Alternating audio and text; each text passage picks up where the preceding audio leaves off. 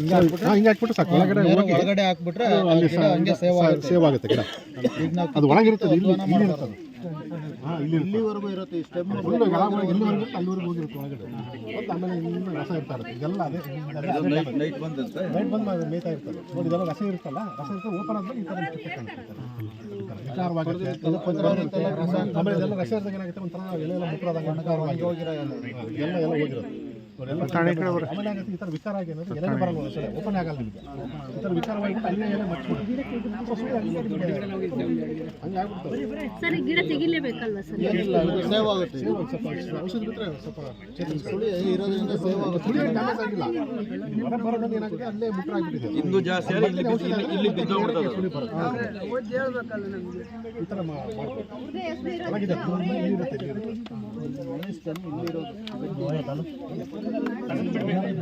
ಬೇಗನೆ ತೊಟ್ಟೆಕೊಂಡು ಬಿಡ್ರಿ.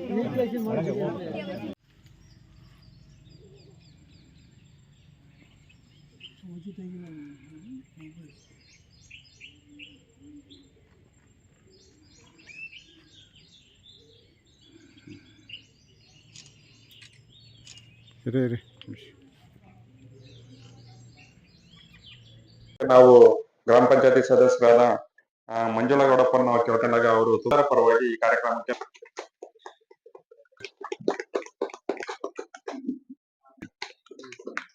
ಈ ಕಾರ್ಯಕ್ರಮಕ್ಕೆ ನಾವು ಸ್ವಾಗತವನ್ನು ಕೊಡ್ತೇವೆ.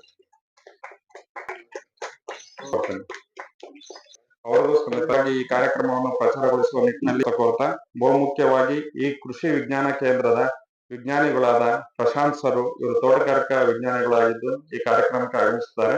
ಅವ್ರಿಗೂ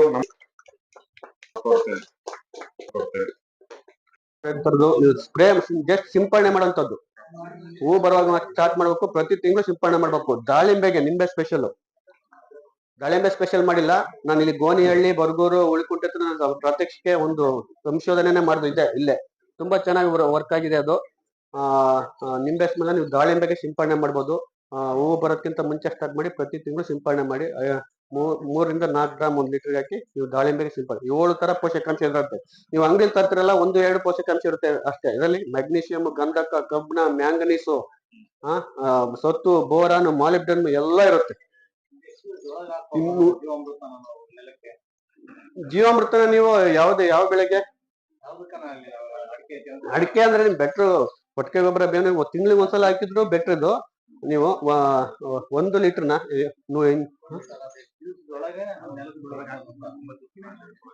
ಜೀವಾಮೃತನ 9 ದಿನ 7 ದಿನ 9 ದಿನ ಆದ್ಮೇಲೆ ಒಳ್ಳೆ ಪೀಕಲ್ ಗ್ರೋತ್ ಆಗಿರುತ್ತೆ. ನಿಮ್ದು ಯಾವುದೇ ಸೂಕ್ಷ್ಮಾಣುಜೀವಿಗಳು ಗ್ರೋತ್ ಆಗ್ಬೇಕು ಅಂದ್ರೆ 7 ದಿನ ಆಗ್ಬೇಕು. ಅದರಲ್ಲಿ ಒಂದು ಆಕ್ಟಿನಮೈಸಿಸ್, ಇದು ಅಜಿಟೋಬ್ಯಾಕ್ಟರ್, ನೈಟ್ರೋಜನ್ ಅಂತ ಇದಾವೆ. ಬ್ಯಾಸಿಲಸ್, ಸೂಡಾಮನಸ್ ಅಂತ ಇದಾವೆ. 2-3 ದಿನದಲ್ಲಿ ಗೊತ್ತಾಗುತ್ತೆ. ಬಟ್ ಕೆಲವು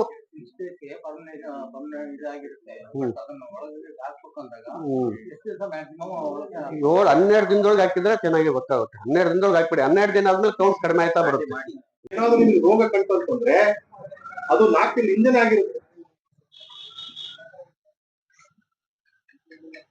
ಹಾಗಾಗಿ ಅದನ್ನ ದಯವಿಟ್ಟು ಅದನ್ನ ಬಗೆಹರಿಸ್ಕೊಳ್ಳಿ. ಯಾಕಂದ್ರೆ ಪ್ರಸಾರ ಆಗ್ತಾ ಇರುತ್ತೆ. 1 ಗಿಡದ 10 100 ಗಿಡ ಹೋಗ್ತಾ ಇರುತ್ತೆ.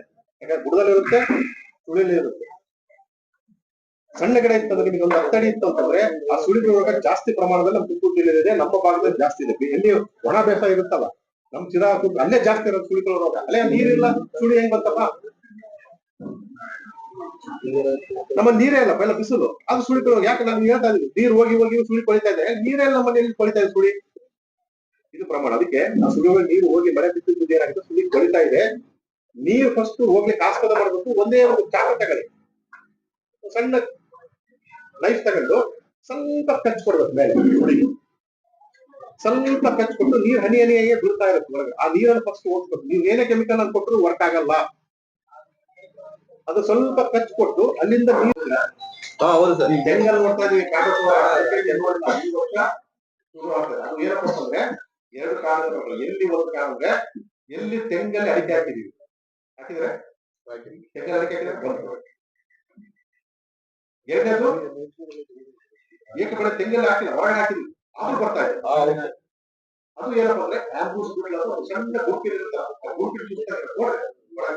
ಆ ಗಮನ ಕೆಲ ನೋಡಿ ಸಣ್ಣ ಊಟ ಗುಡ್ಪಿಟ್ಟು ಅದರಲ್ಲಿ ಒಂದು ಸಣ್ಣ ಬಾರ್ಗಳು ಇರುತ್ತೆ, ಭಯಂಕರ ಬಾರ್ಗಳು. ಅದು ಆಂಬ್ರೋಸಿಯಾ ಅಂತ ಬಿಟ್ಲು. ಅದು ಲಾರ್ವಾ, ಒಳಗೆ ಕೊಡ್ತಾ ಇರುತ್ತೆ, ಕೊರೆದು ಒಳಗೆ ತಿಂತಾ ಇರುತ್ತೆ. ಆಮೇಲೆ ಏನಾದ್ರು ವಾತಾವರಣ ತೇವಾಂಶ ಇರುತ್ತೆ, ಒಳಗೆ ಹೋಗ್ತಾ ಇರುತ್ತೆ, ಓಪನ್ ಮಾಡ್ತಿಲ್ಲ, ಹೋಗಿರುತ್ತೆ, ಒಳಗೆ ಶಿಲೀಂಧ್ರ ಬೆಳೆದು ಕೊಳ್ತಾ ಇರುತ್ತೆ. ಅದು ರಸ ಸೋರ್ತಾ ಇರುತ್ತೆ. ಆ ಸೋರ ರಸ ಏನಪ್ಪ ಅಂದ್ರೆ ಶಿಲೀಂಧ್ರ. ಅದಕ್ಕೆ ನೀವೇನ್ ಮಾಡ್ಬೇಕು ಅಂದ್ರೆ ಪೇಸ್ಟ್ ಮಾಡ್ಬೇಕು.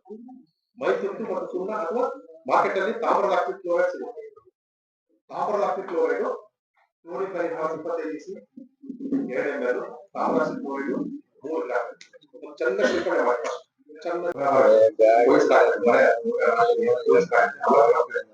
ಬರ್ತಕ್ಕಂಥದ್ದು ಮತ್ತೆ ಅಸ್ತಮಹಾರ ಬರ್ತಕ್ಕಂಥದ್ದು, ಜನರು ಅಂಬೆ ಭಾರ ಮಾರ್ಕೆಟ್ನಲ್ಲಿ ಮಾಡ್ತಕ್ಕಂಥದ್ದು. ಸೊ ಈ ಭಾರವನ್ನು ಮಾಡ್ತಕ್ಕಂಥದ್ದು ನಮ್ಮ ಭಾಗಕ್ಕೆ ಶಿಫಾರಸು ಮಾಡಿರ್ತಕ್ಕಂಥ ಆಹಾರ ಯಾವುದು ಅಂದ್ರೆ ಡಿಸೆಂಬರ್ ನಾವು ಅಕ್ಟೋಬರ್ ನವೆಂಬರ್ ಚಾಪಿ ಮಾಡ್ತೀವಿ, ಏಪ್ರಿಲ್ ಮೇಲೆ ಕಾಯಿ ಬರ್ತಾವ, ಆ ಭಾರ ಅಂದ್ರೆ ಆ ಒಂದು ಟೈಮಲ್ಲಿ ನನಗೆ ಬೇಸಿಗೆ ಇರುತ್ತೆ, ಚೆನ್ನಾಗಿ ಡೆವಲಪ್ ಆಗುತ್ತೆ. ಆಮೇಲೆ ನಿಮಗೆ ಒಳಗೆ ಕಾಳು ಚೆನ್ನಾಗಿ ಡೆವಲಪ್ ಆಗುತ್ತೆ, ಬೇಗ ಮೆಚುರಿಟಿ ಬರುತ್ತೆ, ರೋಗ ಮತ್ತು ಕೀಟ ಆಗೋದು ಕಮ್ಮಿ. ಅದಕ್ಕೆ ಅದನ್ನ ಯಾವಾಗ ನೀವು ಮತ್ತೆ ಸುಮ್ಮನೆ ಅವಾಗ ನಿಮ್ಗೆ ಹಣ್ಣಿನ ರಸಾಯನ ಕೀಟೆ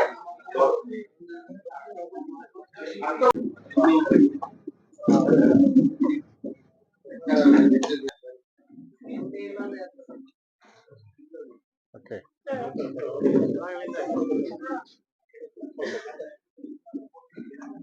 ರೈತರ ಕಡೆ ಕಾರ್ಯಕ್ರಮ ನಾವು ಹಮ್ಮಿಕೊಂಡಿದ್ವಿ. ಈ ಕಾರ್ಯಕ್ರಮದಲ್ಲಿ ಎಲ್ಲಾ ಕೃಷಿ ವಿಜ್ಞಾನಿಗಳು ಬಂದು ಅವರು ಆವಿಷ್ಕಾರ ಮಾಡಿದಂತಹ ಉತ್ಪನ್ನಗಳು ಮತ್ತು ಎಲ್ಲಾ ನಾವು ಇಲ್ಲಿ ಬೆಳೆಸಿದ ಎಲ್ಲಾ ಬೆಳೆಗಳು ಸಂಬಂಧಪಟ್ಟಂಗೆ ತಾಂತ್ರಿಕ ನೀಡಿದ್ದಾರೆ. ಅವರಿಗೆ ನಮ್ಮೆಲ್ಲರ ಪರವಾಗಿ ಧನ್ಯವಾದಗಳನ್ನು ಅರ್ಪಿಸುತ್ತಾ ಈ ಕಾರ್ಯಕ್ರಮಕ್ಕೆ ಗ್ರಾಮ ಪಂಚಾಯತ್ ಅಧ್ಯಕ್ಷರು, ಉಪಾಧ್ಯಕ್ಷರು, ಮಾಜಿ ಅಧ್ಯಕ್ಷರು, ಮೆಂಬರು ಮತ್ತೆ ಎಲ್ಲಾ ರೈತರಿಗೂ ವಂದನೆಗಳನ್ನ ಒಂದು ಆಡ್ ಮಾಡ್ತೀನಿ.